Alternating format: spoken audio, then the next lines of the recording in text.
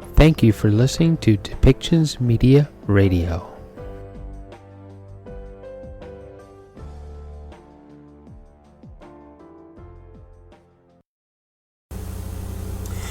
Mumilaaq Qaqqaq is a courageous woman.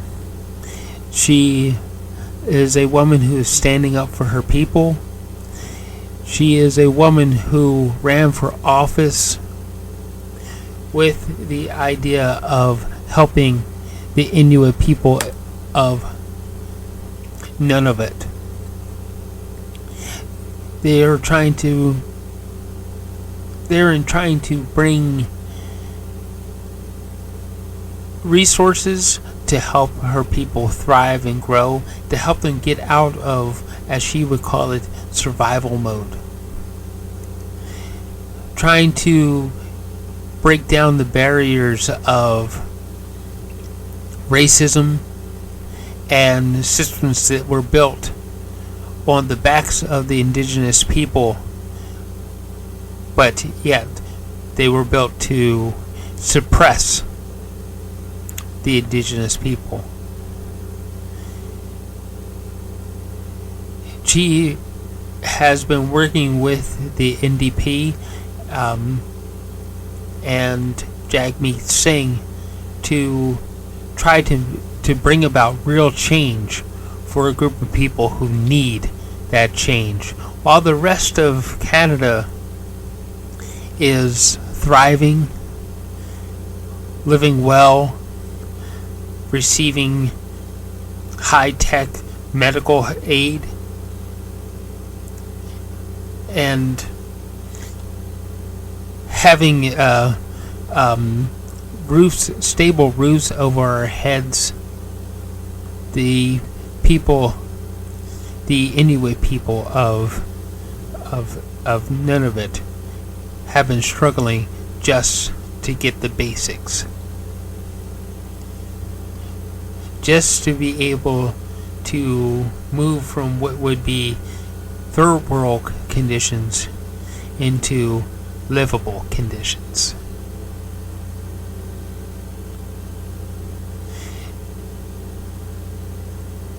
Mumilaaq Qaqqaq has stepped down from that office because of the level of racism, the profiling, and the feeling that she isn't safe on Parliament Hill. So let's listen to what she had to say in her exit speech, and then we'll listen to what Jagmeet Singh has to say in a press conference after that announcement. So let's move forward with that, and keep in mind that some way, somehow, we have to end the hatred and the racism that is being dealt out within the borders of Canada.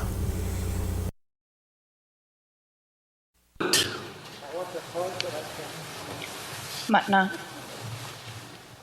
Mr. Speaker, every time I walk onto House of Common grounds, speak in these chambers, I am reminded every step of the way I don't belong here.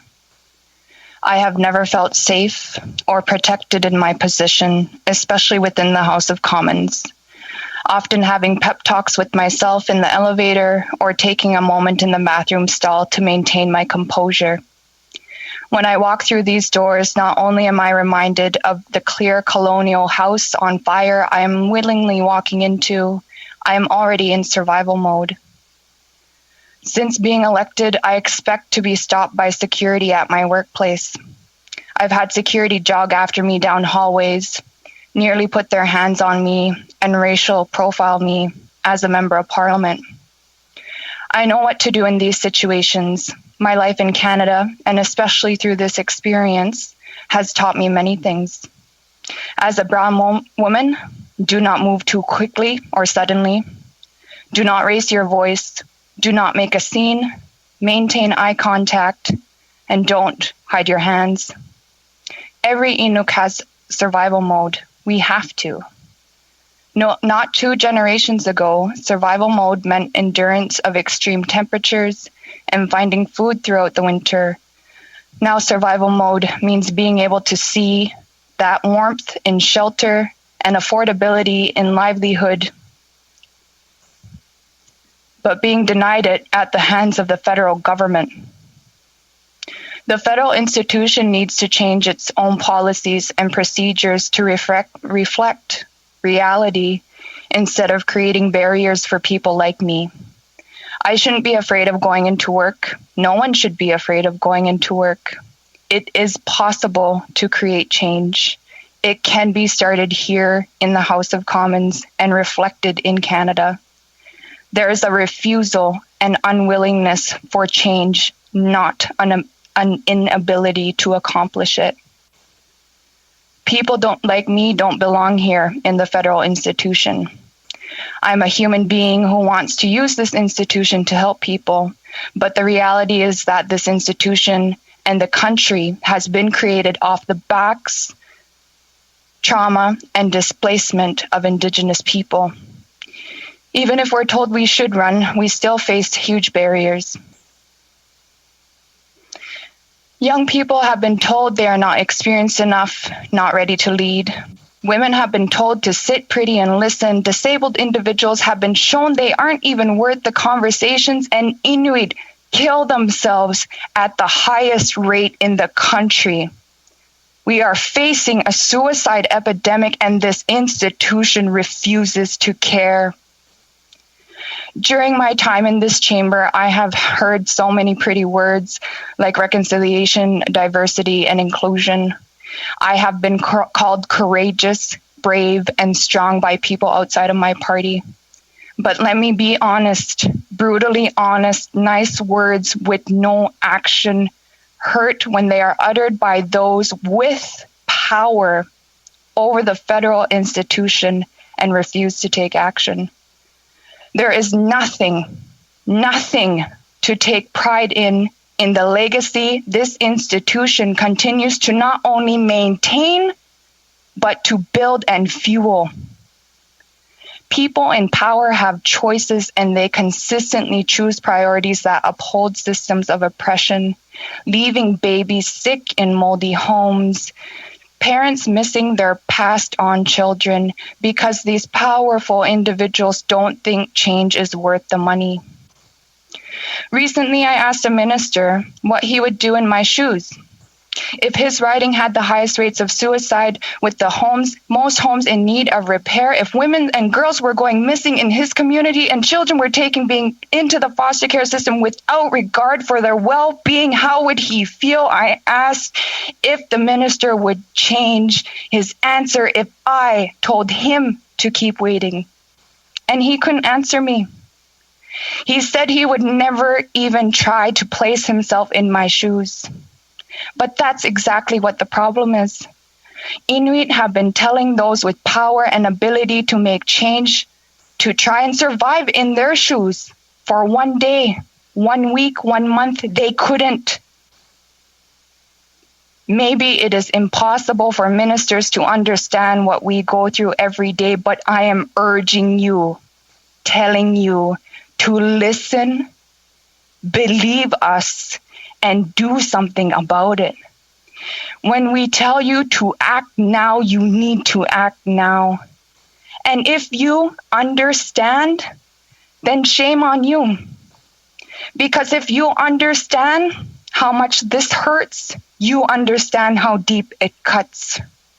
It would be easier for me to be told that I am wrong and that you disagree than to be told I am right and I'm courageous, but there is no room in your budget for basic human rights that so many others take for granted. You see, Mr. Speaker, I don't belong here, but my presence, I hope, is starting to crack the foundations of this very federal institution that started colonizing Inuit barely 70 years ago. I realize that this is difficult for some members to hear, but it's the reality and the truth. This place was built on the oppression of Indigenous peoples. People like my grandfather who were born and raised on the land but forcibly relocated into settlement that was financed and built by the federal institution. Our history is stained with blood. Children, youth, adults, and elders' blood. It's time to face the scale of justice. On one side, we have a mountain of suffering, and whenever the government gives us a grain of sand of support, they seem to think the trauma from our past has been rectified, that somehow they deserve a pat on the back. But it will take a mountain of support to even begin the healing process. As long as these halls echo with empty promises instead of real action, I will not belong here. Although I may not belong in this institution, I do belong in my party. The NDP has always been a party committed to uplifting voices of all those of all different backgrounds, often ignored by the federal institution. I'd like to thank my leader, the member for Burnaby South, for listening to me and making me feel safe and comfortable to voice what I need to. While members from other parties have come to me asking me to advocate for an issue their parties focus to retouch, I never felt muzzled by the NDP. I could never join another party, and I am a proud New Democrat. Thank you to my colleagues. Thank you to members from Westminster, Burnaby, North Island, Powell River, and especially Hamilton Centre for always having my back. Without my NDP colleagues, I wouldn't have such a great platform that is true in the want to do more, to do better, and to do right. I'd also like to thank, of course, my number one supports, my mother and father, Pia and Jimmy, and my brother Lars for everything from day one. A huge, huge shout out to my staff. I could not have survived without you guys. All the things that come out of my office, everything I'm so proud of, I know I couldn't have done it with you. I'm so grateful for you. Of course, ultimately, thank you from the bottom of my heart to Inuit and Nunavut who believe in me and support me. The encouraging messages have meant more than people will ever know. I'd like to thank Bautatik for always standing up for Inuit women and girls like me and speaking truth to power even when it's inconvenient. I will always fight for human rights of Indigenous peoples in Nunavut and across the country. I believe that we are living through a shift in this country where Canadians are starting to wake up to the reality. I'm looking forward to a time where people like me could belong here, a time we can be here. I hope another young or Inuk or woman or all three will follow in my footsteps and continue pushing this institution to support Indigenous peoples in Canada. I have shown the nation and the world that impossible is possible, that hope can grow where it's purposely put out, and that if we work together and use our voices, we can influence real change. I will always believe politics can look, feel, and be different. It can, it has, it started. We will keep it going. We must all ensure it does. Matna, Mr. Speaker. And this is from Jagmeet Singh. He has always spoke out against racism. He knows what it's like to have that profiler or that person profile you because you are not what they think you should be, that they think that you could be some sort of a terrorist or some sort of a security threat. He knows what that feels like, and he knows what it means to seek equality for everyone. So let's listen to what Jagmeet Singh has to say now. Saying from the beginning, as long as people need help, we should be able to provide that support to those people. It is callous and it is thoughtless to cut the help that families need while we are still in this pandemic. There are still potential additional waves. We need that help to continue at the same level. So we're going to continue to apply pressure on the Liberal government not to cut the help to people by $800, which is what they're proposing to do, and to reinstate the full support that people receive so they can continue to get by in this tough time. Secondly, we have called on this government to stop fighting Indigenous kids in court. Let us be very clear. Those court dates are happening. One just happened on Monday. The court dates continue where the Liberal government and Justin Trudeau are taking Indigenous kids to court. They're fighting Indigenous kids despite a Human Rights Tribunal decision that states clearly that the Canadian government willfully and recklessly discriminated against these kids. Despite that discrimination, this Liberal government and Justin Trudeau are appealing that at the federal court. They are fighting that decision. We are calling on them to stop this legal battle, follow through with the orders, the over 19 orders issued by the Canadian Human Rights Tribunal, and walk the path of reconciliation. The deadline for a motion that we passed, which was also successful in calling on this government to stop the legal battles and to give us an update on their steps to stop these legal battles, as well as implementing all of the Truth and Reconciliation Commission's calls to action. That deadline, that 10-day deadline, is tomorrow. So we're also waiting to see if this Liberal government is going to follow through on the progress report that we called on this government to do. In fact, all parliamentarians who voted in favor of this motion, our motion, to push this government, this Liberal government, to do something. So those are the two things that I wanted to raise with you. We are going to continue to fight for justice, continue to fight for families and people that need help, and continue to fight for Indigenous people that deserve dignity and respect. Donc aujourd'hui, je vais toucher deux enjeux. Premièrement, c'est le fait que le gouvernement libéral va couper l'aide aux familles de $800 7 juillet. Ça veut dire dans quelques semaines, ce gouvernement libéral va couper l'aide aux familles qui en ont besoin. On sait que la pandémie n'est pas finie. On a toujours une grande menace de cette pandémie et les potentielles fermetures dans l'avenir. On sait que presque 2 millions de personnes dépend sur la PCRE et c'est essentiel que le même niveau d'appui continue. Le gouvernement libéral et Justin Trudeau ils ont déjà annoncé dans leur proposition de couper cette aide. On rejette cette approche, on dit que c'est une mauvaise approche et le gouvernement libéral doit renverser leur décision. Justin Trudeau doit renverser sa décision. Deuxièmement, notre motion pour arrêter les batailles en justice contre les enfants autochtones, ça continue. Les batailles continuent, malgré le fait qu'on ait passé une motion qui déclare clairement que le gouvernement libéral doit arrêter ces batailles, arrêter de poursuivre en justice les enfants autochtones. Ce sont les enfants autochtones que le tribunal de la droit de la personne du Canada a décidé ils étaient discriminés clairement et malgré ça, le gouvernement libéral et Justin Trudeau continuent de les poursuivre en justice. Donc, on continue de mettre la pression pour arrêter.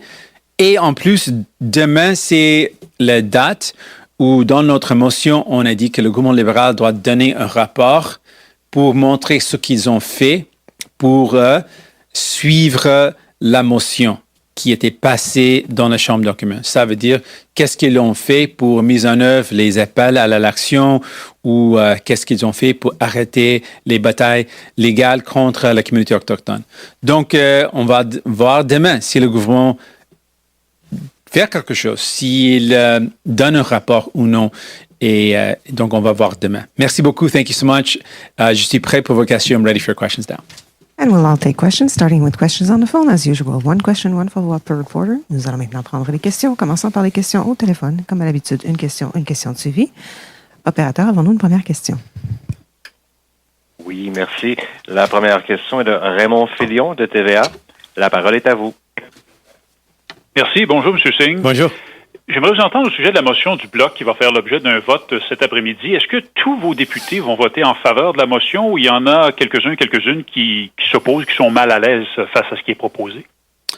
Cette motion, c'est une motion qu'on appuie, c'est une motion qu'on a déjà dit, ça suit nos valeurs et c'est clairement quelque chose qui est important pour le Québec. Donc, on va appuyer cette motion.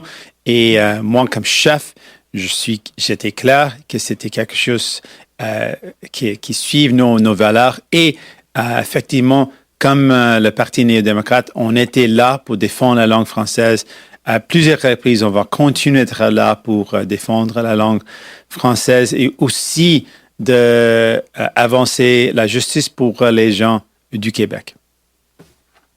Donc, tous vos députés, sans exception, vont voter en faveur de la motion? On va appuyer cette motion et c'est la position de notre parti d'appuyer cette motion. Opérateur, prochaine question. Oui, merci. La prochaine question est de Catherine Lévesque de la Presse canadienne. La parole est à vous. Oui, bonjour, Monsieur Singh. Bonjour. Un peu dans la même veine, parce qu'en fait, il y a plusieurs motions là, qui vont être soumises au vote tout à l'heure. Oui. À commencer, je veux juste m'assurer de savoir de laquelle vous veniez de parler. Est-ce qu'on parle bien de la loi 101 dans les entreprises sous juridiction fédérale? Vous allez voter en faveur de ça, si je comprends bien. Oui, on va voter en faveur de cette motion aussi, mais l'autre motion, c'était la motion, je pense, sur ce que La Constitution. Oui, exactement, sur la Constitution, exactement. OK, d'accord. Si je peux juste me permettre mes deux questions. Si on commence par la loi 101, donc vous dites que oui, vous allez voter en faveur, mais pensez-vous que les libéraux devraient voter pour également, puisque ça vient faire environ la même chose que la modernisation des langues officielles qui a été présentée hier? Donc, je veux souligner quelque chose ici, que le gouvernement libéral a proposé un projet de loi hier à la dernière moment. On sait que le gouvernement libéral est en train de déclencher une élection cet été ou dans l'automne. Donc, c'est effectivement un geste symbolique. Et on va suivre avec précision si le gouvernement veut vraiment honnêtement faire quelque chose pour moderniser la langue, une langue qui doit être modernisée. Si il veut le faire, on a le temps, on a 2 ans pour passer ce projet de loi. Mais si c'était seulement un geste symbolique, on va voir quand le gouvernement décide de déclencher l'élection. S'il décide de le faire cet été ou dans l'automne, ça veut dire que cette geste hier, c'était seulement un geste symbolique. Pour nous, on veut effectivement passer les lois qui défendent la langue française au Québec et à travers le pays. C'est essentiel. Et un élément de ça, c'est la modernisation de la langue de la loi sur les langues officielles, mais aussi plusieurs autres exemples de mettre en œuvre la loi 101 au niveau fédéral. On peut le faire. Si le gouvernement veut le faire, on va voir. OK. Et sur cet autre vote, donc le droit du Québec de modifier la Constitution, il y a au moins une de vos députées, Léa Gazan, là, qui s'est inquiétée hier pendant le débat que cette motion, en fait, pourrait avoir un effet sur les langues autochtones. Je me demandais, est-ce que vous avez l'assurance que tous vos députés, même Mme Gazan, vont quand même voter en faveur de cette motion? L'inquiétude qui touche les langues autochtones, c'est une inquiétude qui a raison, et c'est une inquiétude importante. On sait qu'au Canada, depuis longtemps, les langues autochtones étaient menacées, donc on doit mettre plus des efforts pour protéger les langues autochtones, de défendre les langues autochtones. Donc ça, c'est quelque chose de tellement important et c'est une inquiétude qui est vraiment une grave inquiétude. Opérateur, prochaine question. Thank you. Merci. Our next question is from Charlie Pinkerton of iPolitics. Please go ahead. Your line is open. Good afternoon, Mr. Singh. Good afternoon. My question is my question is actually related to the motion today from Jack Harris, Yes. M62 on dental care.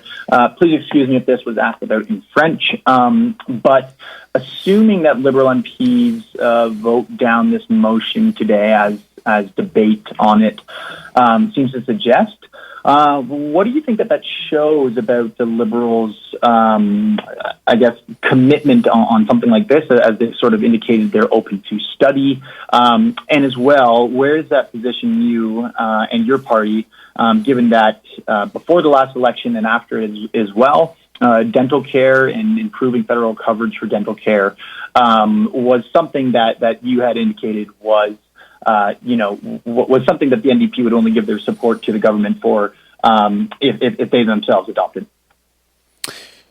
Dental care is really important. When I've spoken to people across the country, they tell me that this is one of the most costly, important parts of their health that they are not actually spending money on because they can't afford to. I've heard from so many people who tell me that their dental health is failing and they can't afford to fix it. I met with people in my own riding in Burnaby South who came to me, and during the meeting, the woman that came to me could not remove her hand from her covering her mouth because she was so embarrassed by her teeth, and how this is impacting people's ability to get employment, their quality of life, and their health. And it is very arbitrary that you could go into a hospital and get open heart surgery, but if you've got a problem with your teeth, you can't have any help. That is a serious problem. And so what we are proposing is a way to fix that. And our proposition would actually cover a significant number of Canadians immediately, with a view to putting in place universal dental care in the future. But we could immediately cover the people who need it most with a federal plan. And that's what we've proposed in our campaign.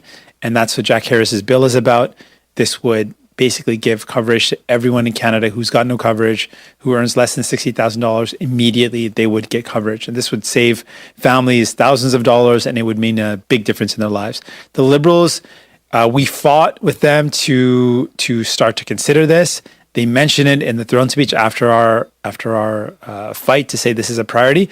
But like many things, they talked about it, but they haven't delivered on it. And they did the same thing with pharmacare. They eventually campaigned on it and then voted against it. So with the Liberals, I don't have confidence that they're going to follow through.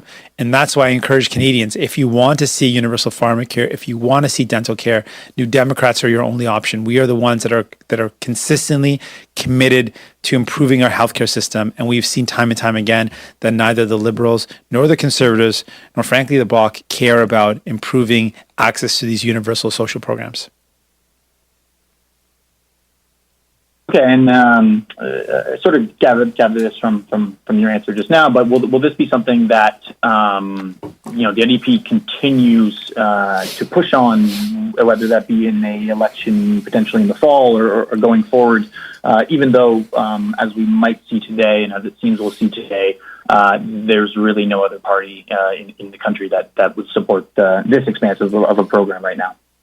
Absolutely, we're going to continue with dental care. It's a priority for us. It's important to us. And the idea of standing alone is not something uncommon. We're the only party in the House that voted in favor of taxing the ultra-rich. The Liberals and Conservatives voted against that. We're the only ones that stood on the side of people there. When it came to pharmacare, again, the other parties voted against it. We're the only party that stood up against the big pharmaceutical companies and stood with Canadians. So we're not unaccustomed to standing alone, but we stand with people. And that's what sets us apart. The Liberals stand with the big pharmaceutical companies, same with the Conservatives, they stand with the ultra-rich. We've always known where we stand, and that's with people, that's with working people, that's with families.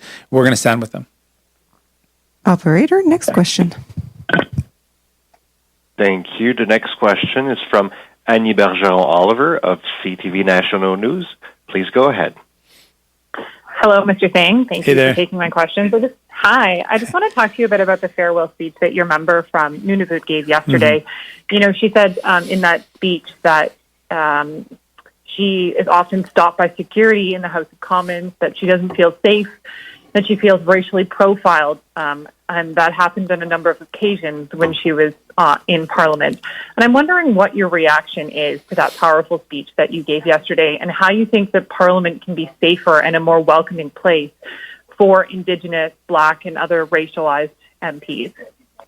I really appreciate the question, and I want to say the Mumilaaq speech was very powerful, and she spoke with the voice of a lot of people who have been made to feel like they don't belong in politics. Women particularly have consistently been told that they don't belong. And she also raises really a fundamental question about the systemic racism that goes into who people think are actually parliamentarians. Because for so long, parliamentarians have been older, white men. That's what the vision, or that's what the assumption is. And so someone like Mumilaaq really shatters that notion of who a member of parliament is in a good way. And it really speaks to a couple of things. One, we need to be very vigilant and continue to apply pressure on the House of Commons and Parliament to become a more welcoming space for Indigenous people, particularly for women, for racialized people. That's something important. But I think what she also said, and I want to highlight, which was very powerful, is that one of the reasons why she said she felt she didn't belong is because this institution and previous governments and the House of Commons and Parliament have actively denied justice to Indigenous people. They've actively actually created the conditions of injustice. And that was one of her biggest reasons to be an institution that has been contributing to the problems that our people face is one of the reasons why she decided she didn't feel welcome. I think that's a very powerful speech and a very powerful declaration of what we need to do is to change the direction of government, a government that should be working to bring in justice for Indigenous people, that works for the people of this country, and particularly the First People of this land.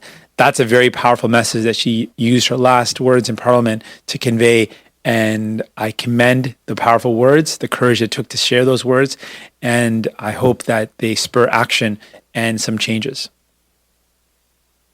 And as my follow-up, it's going to be a two-part question, so I apologize for that. Sure. One, what kind of immediate changes do you want to see? You know, a lot of people assume that there will be a fall election, which means there's going to be a lot more people who are coming in potentially. What changes do you want to see so that new members of Parliament coming in and those currently serving feel safer, feel that they can walk through the halls without potentially having security asking them for their ID badges and being racially profiled, as she suggested? And the other thing is, you know, you've now been in Parliament for quite some time. I'm wondering what your experience has been. My experience has been a great experience on that regard, but I think for many reasons I stand out in a different way and don't fit the same. I don't fall into the same problems that women often face, and that racialized women face. I think that I'm insulated from some of those same concerns, and so that I don't think that my experience is informative because of the differences that I have when we're speaking about my parliamentary experience. But I think we need to just be really vigilant when it comes to, particularly to women and to racialized people, to make sure that steps are taken to make people feel welcome, that they are not being stopped arbitrarily, that this is something that has to be addressed. Mumilaaq raised those concerns and they should be responded to immediately. And I think really the broader vision is making sure Parliament works for people and works for Indigenous people and delivers justice that walks a path of reconciliation that really fixes the problems that Indigenous people are facing. Those are the calls that I have that implement the calls to action, implement the calls for justice from the murdered and missing women and girls inquiry. Those are the things that we need to see happen for real justice, and I call on all parliamentarians to work to that effect. Operator, next question. Merci. La question suivante est de Boris Proulx. Le Devoir, la parole est à vous. Bonjour, M. Singh. Concernant votre annonce du jour sur la PCRE réduite, j'aimerais savoir jusqu'à quel point vous aimeriez voir la PCRE maintenue à 2 000 $ par mois, sachant qu'il y a à peine 500 cas de COVID-19 au Canada aujourd'hui. Merci pour la question. Donc, jusqu'à ce moment, ça va continuer jusqu'au mois de septembre. Donc, je pense que ça doit continuer au même niveau parce qu'il y a plusieurs secteurs qui ne peuvent pas retourner. J'ai parlé avec une chanteuse et son travail s'est complètement arrêté. Elle ne peut pas travailler comme musicienne parce que elle n'a pas les opportunités de travailler. Elle chante dans les événements, les festivals, et tout ça, c'est fini. Donc, on sait que pour plusieurs personnes qui travaillent dans les secteurs artistiques, les musiciennes, les musiciens, les gens qui travaillent dans la culture, dans les arts, les gens qui travaillent dans le secteur du tourisme, et ce sont les gens qui vont continuer d'être impactés par la pandémie. Donc, on doit noter que ce sont des Canadiens, Canadiennes, les Québécois et Québécoises qui vont continuer d'avoir de misère à trouver un emploi ou de retourner au travail à cause de la pandémie. Donc, on doit continuer l'aide à ces gens jusqu'au moment qu'on a vraiment réussi contre cette pandémie. Merci. Et en suivi, j'aimerais savoir quel est le processus que vous voulez utiliser pour changer la loi. Est-ce qu'il est encore temps de faire des amendements? Craignez-vous pas que ces 30 ne soient pas adoptés avant la fin de la session parlementaire? Et de manière plus générale, est-ce que vous pensez que les différents projets de loi mis de l'avant par les libéraux peuvent encore être adoptés avant mercredi prochain? OK. OK, merci. Une question importante. Donc, pour comment on peut régler ce problème, cette coupure que le gouvernement libéral Justin Trudeau vont faire avec la PCRE, la solution, plusieurs options. Il peut modifier maintenant la proposition. Ou deuxièmement, et aussi quelque chose qu'on peut faire, c'est après la mise en œuvre de le budget est fait, on a l'option de mettre un deuxième projet de loi qui corrige ce problème, qui arrête la coupure. Donc, il y a plusieurs options. Et ce qui est clair, c'est que nous, les néo-démocrates, moi comme chef, on est prêt de travailler pour régler ce problème. On est prêt de faire n'importe quoi si c'est un autre projet de loi, si on doit siéger pour plus de temps au Parlement. Les options sont là. C'est vraiment une question de volonté. Donc, jusqu'à ce moment, il me semble que le gouvernement libéral n'a pas la volonté de corriger ce problème. Donc, ça, c'est pourquoi on continue de mettre la pression. J'apprécie énormément la question parce qu'on a presque 2 millions Canadiens et Canadiennes à travers les pays qui dépendent sur la PCRE. Et c'est clair aussi qu'il ne peut pas retourner au travail parce que la pandémie continue, malgré le fait qu'on a des bons signes. Les choses sont positives, mais la réalité, c'est les événements sont annulés. On sait que plusieurs festivals sont annulés, donc plusieurs opportunités de travail pour les secteurs touristiques, les secteurs artistiques, les musiciens. Donc, ils ont toujours de la misère. Donc, si ça continue, on doit continuer l'aide. Et nous allons prendre une dernière question au téléphone opérateur.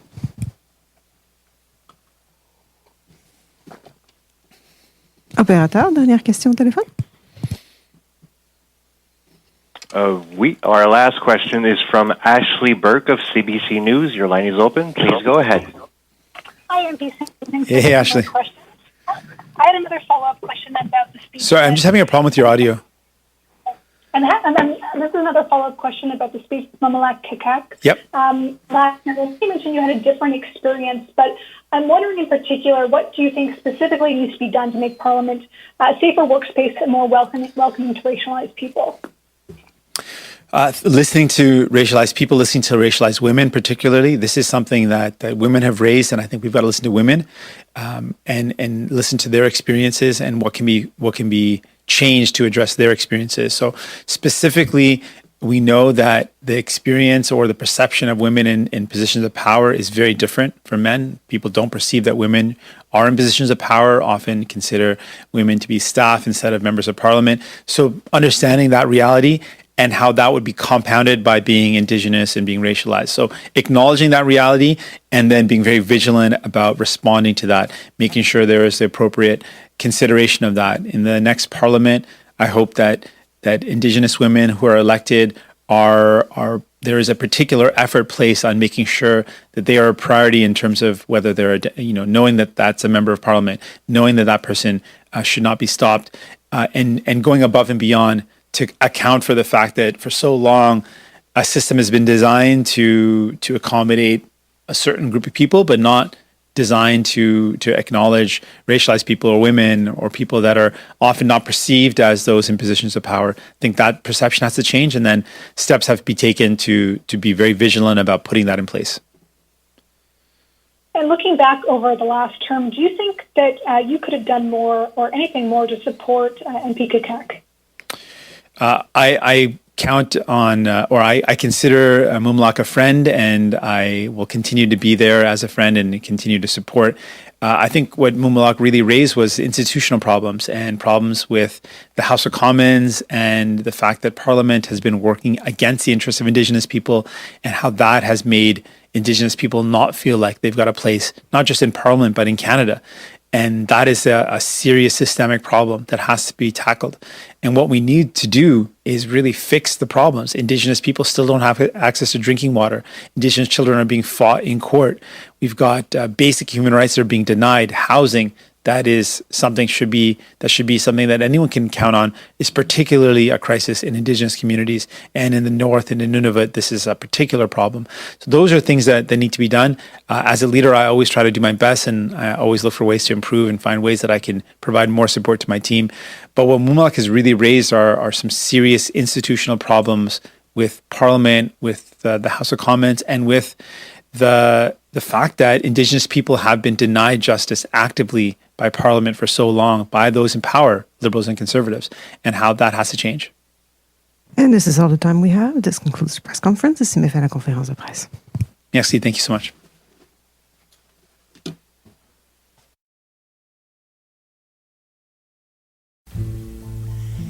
Thank you for listening today, and thank you for supporting us with our sponsors.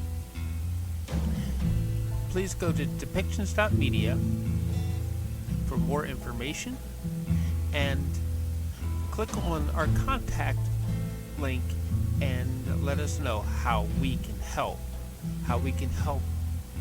bring your story and help bring us to a better world.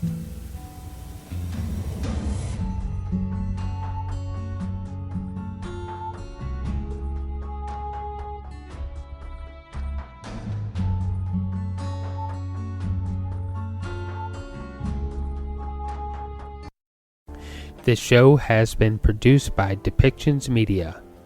Please contact us at depictions.media for more information.